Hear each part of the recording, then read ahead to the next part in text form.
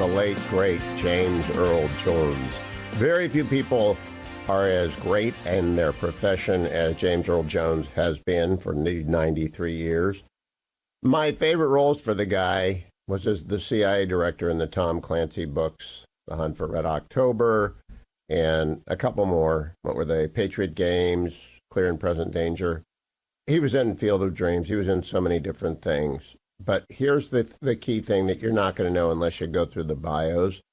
As someone who has worked in voice for 35 years, there's only one guy, James Earl Jones.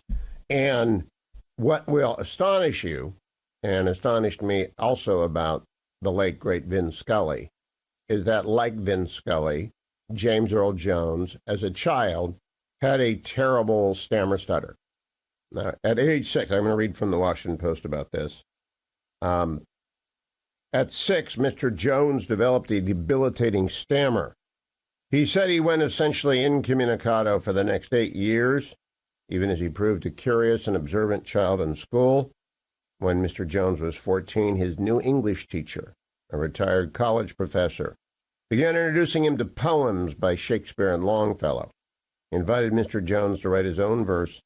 The instructor, impressed by the poem, that Mr. Jones had composed about Florida grapefruit, thought he was plagiarizing, but then came to believe him, read his poem in class, gave him a great deal of confidence.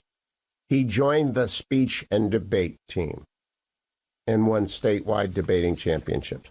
Now, I'm a speech and debate geek from high school, and so I think it's the most important extracurricular. I even volunteered for a school up here. I never heard back from them.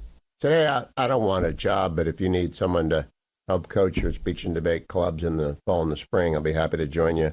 You need a judge. They always need judges because I just believe it's a great extracurricular for anyone who wants a skill set that they can use their entire life. How do you stand up in front of a room and talk for 8 minutes? And James Earl Jones, from stuttering to speech and debate to Oscars, Tony, and The Voice. Star Wars, of course, Darth Vader might be his most famous thing, and this is CNN.